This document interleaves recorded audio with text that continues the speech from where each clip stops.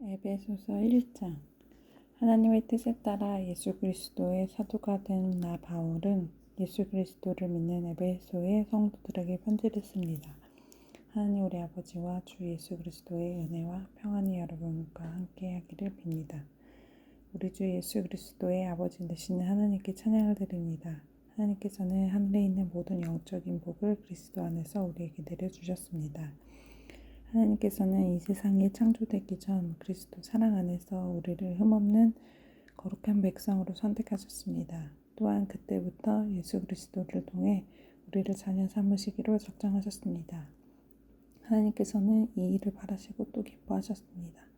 놀라운 은혜를 내려주신 하나님께 찬양을 드립니다. 하나님께서는 아무런 대가를 바라지 않으시고 은혜를 베풀어 주셔서 사랑하는 아들 독생자 예수 그리스도를 우리에게 보내주셨던 것입니다. 그리스도 안에서 우리는 그의 보혈로 자유함을 얻었습니다. 또한 하나님의 풍성한 은혜로 죄사함도 받았습니다. 하나님께서 풍성한 지혜와 지식으로 우리에게 한 가지 비밀을 가르쳐 주셨습니다. 그것은 하나님께서 그리스도를 통해 우리를 구원하시려는 뜻을 가지고 계시다는 것이었습니다. 때가 되면 하나님은 그 계획을 분명히 이루실 것입니다. 땅과 하늘에 있는 모든 것의 으뜸이 되신 그리스도 예수 안에서 하나가 될 것입니다. 모든 것을 그의 뜻대로 이루신 하나님께서는 오래전에 이미 우리를 하나님의 백성으로 예정해 놓으셨습니다. 그리스도 안에서 첫 소망을 가진 우리들을 통해 하나님께서는 찬양받기를 원하십니다.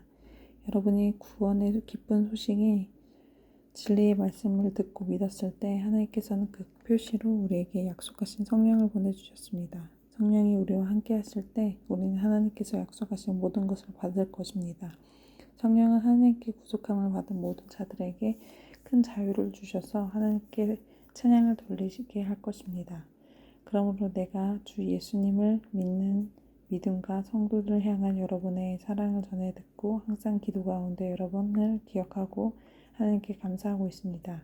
우리 주 예수 그리스도의 하나님 영광의 아버지께서 지혜와 계시의 영을 여러분께 주셔서 하나님을 더 잘 알게 하시며 여러분의 마음을 밝혀 우리에게 주시려고 예비해 두신 것을 깨닫도록 기도합니다. 또한 하나님의 백성에게 약속하신 복이 얼마나 풍성하고 놀라운지 깨닫도록 기도하고 있습니다. 믿는 자 안에서 역사하신 하나님께서는 그의 큰 능력으로 그리스도를 죽은 자 가운데서 살리시고 하늘에 계신 하나님 우편에 앉게 하셨습니다. 하나님께서는 그리스도를 모든 지배자, 권세자, 왕들, 이 세상과 다음 세상에 있을 그 어느 누구보다도 뛰어나게 하셨습니다. 하나님께서는 만물을 그의 발 아래 두시고 그리스도를 교회의 머리로 삼으셨습니다.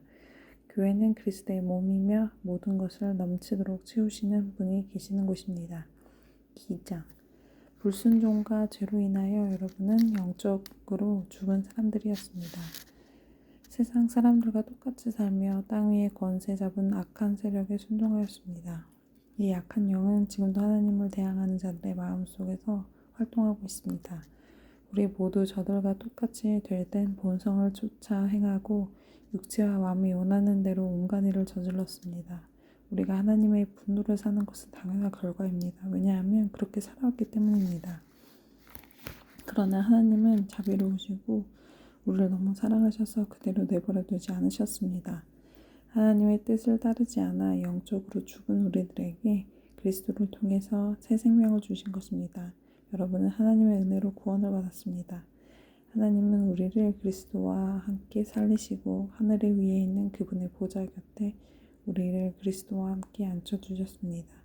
또한 앞으로 오는 모든 세대에게 하나님의 은혜가 얼마나 크고 놀라운지를 보여주시려고 예수 그리스도 안에 있는 우리 모두에게 그의 자비를 나타내셨습니다.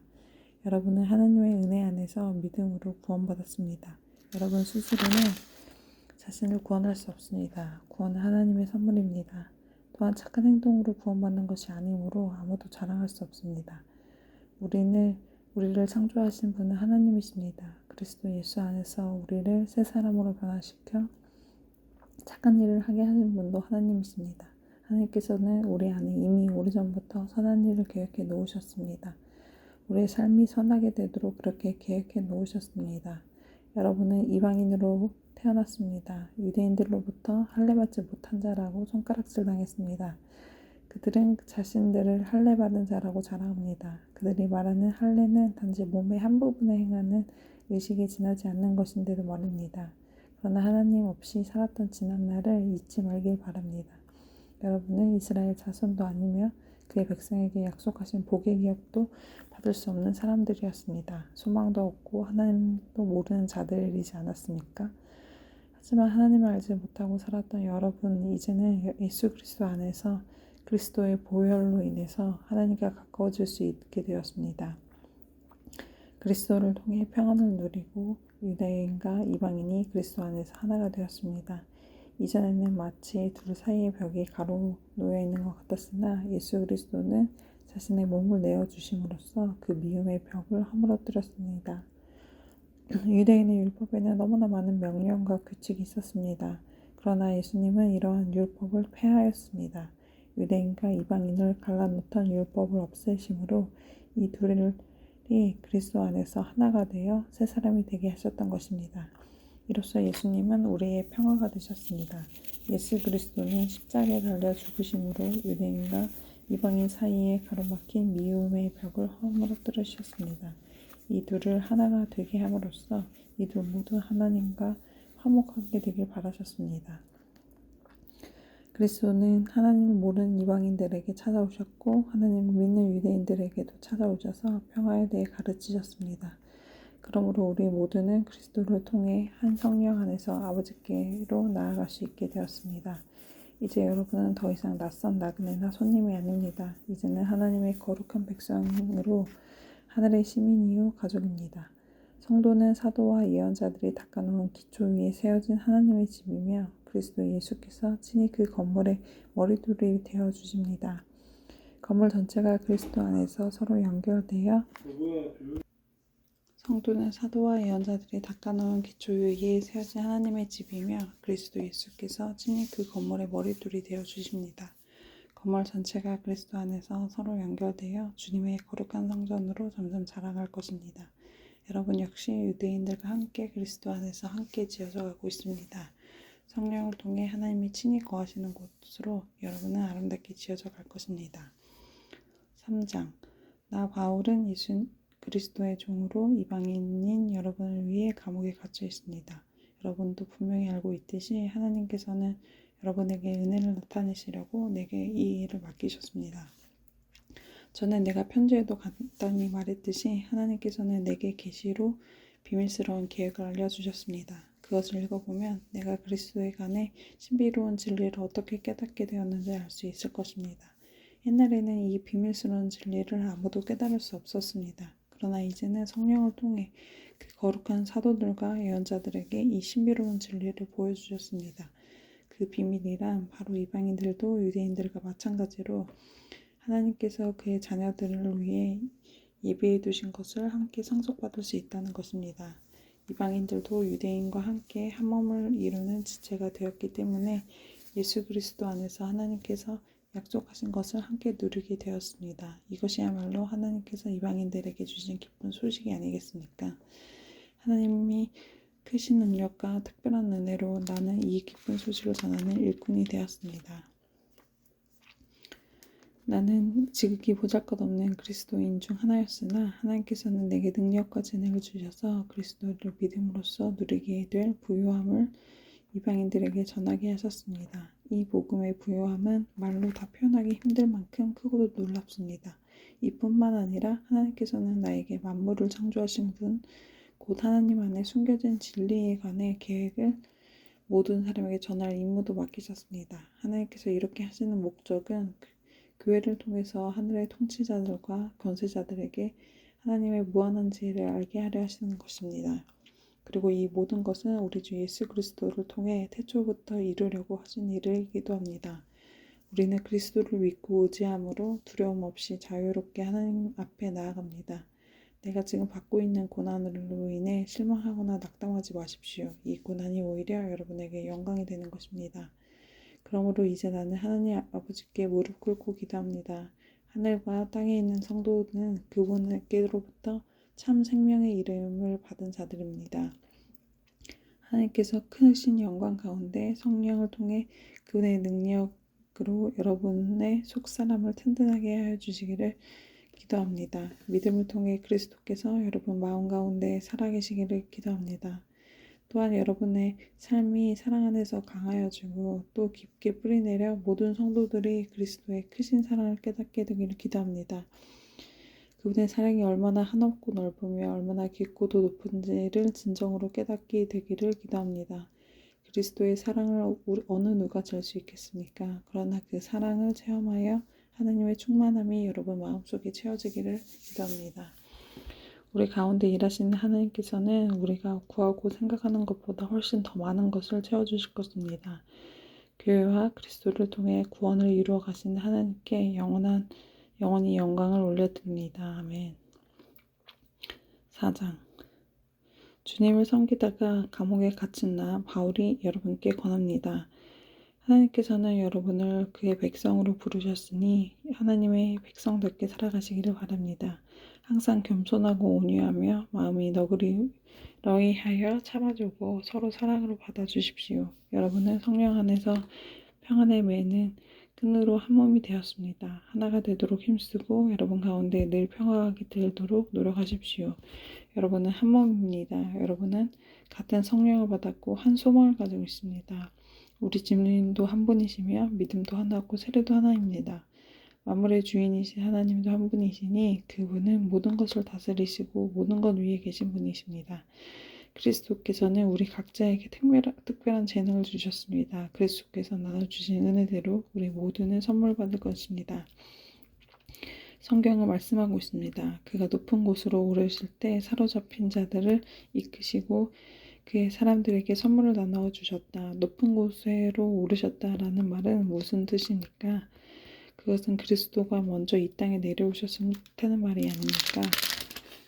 이렇게 내려오신 그분은 다시 하늘로 올라가셨습니다. 그리스도는 모든 것을 완성하시기 위해 다시 하늘로 올라가신 것입니다. 바로 그분 예수 그리스도께서 사람들에게 서로 다른 선물을 나눠주셨습니다. 어떤 사람은 사도로, 어떤 사람은 예언자로, 어떤 사람은 나아가서 복음을 전하는 자로, 또 어떤 사람은 말씀을 가르치고 성도를 돌보는 자로 삼으셨습니다. 우리에게 이 모든 선물을 주신 것은 하나님의 백성들을 섬기도록 준비시키기 위한 것입니다. 서로 섬김으로 그리스도의 몸인 교회를 더욱 강하게 세우기 위한 것입니다. 이렇게 할 때 우리 모두는 하나님의 아들을 믿고 아는 일에 하나가 되어 그리스도를 닮은 온전한 사람으로서 성숙한 그리스도인이 될 것입니다. 이제는 더 이상 어린아이가 되어서는 안 됩니다. 파도에 밀려 떠다니는 배처럼 왔다 갔다 하거나 우리를 속이고 유혹하는 온갖 새로운 가르침에 넘어가서도 안 될 것입니다. 그들은 우리가 잘못된 길로 데려갈 뿐입니다. 사랑으로 진리만을 말하고 머리 대신 예수 그리스도를 본받아 모든 면에서 성장하도록 하십시오. 온몸이 그리스도께 붙어 있으니 각 지체가 서로 도와주어 각자 맡은 일을 잘 해내도록 하십시오. 그러면 온몸이 건강하게 성장하여 사랑 안에서 더욱 튼튼히 서게 될 것입니다. 이제 나는 주님의 이름으로 여러분에게 강하게 권고합니다. 믿지 않는 사람들이 생각하고 행동하는 것처럼 살지 마십시오. 그들은 깨닫지 못하고 듣기도 거부하니 알 수도 없습니다. 그들에게는 하나님의 생명이 없습니다. 그들은 부끄러워할 줄도 몰라서 악한 일을 일삼고 점점 더 방탕한 생활 속으로 빠져들고 있습니다. 그러나 여러분은 그리스도에 관해 그렇게 배우지 않았습니다.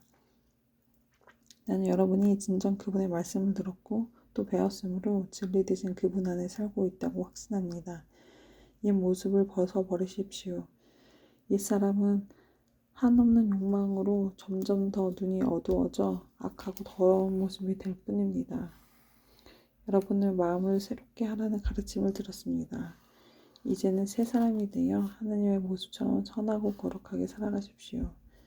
거짓말을 하지 말길 바랍니다. 우리는 한 몸에 속한 자들이니 서로를 진실하게 대하십시오. 화가 나더라도 죄를 짓지 말며 해가 지기 전에는 화를 풀기 바랍니다. 그렇지 않으면 사탄이 여러분을 공격할 수 있도록 놔두는 것이 됩니다. 도둑질하는 사람이 있으면 도둑질을 그만두고 새로운 마음으로 일을 시작하십시오. 그 손으로 열심히 일하여 오히려 어려운 사람을 도우며 살아가십시오. 말을 하려거든 남의 험담을 하지 말고 다른 사람을 칭찬하는 유익한 말을 하십시오. 여러분의 말을 듣는 사람들이 도움받을 것입니다. 하나님의 성령을 슬프게 하지 마십시오. 하나님께서는 마지막 날에 여러분의 구원받을 것을 보증하기 위해 우리에게 성령을 보내주셨습니다. 원한을 품거나 화내지 마십시오. 가시돋친 말로 다른 사람의 마음을 아프게 하지 마십시오. 친절히 대하고 사랑과 온유함으로 하나님이 그리스도 안에서 여러분을 용서하신 것 같이 서로 용서하십시오. 5장.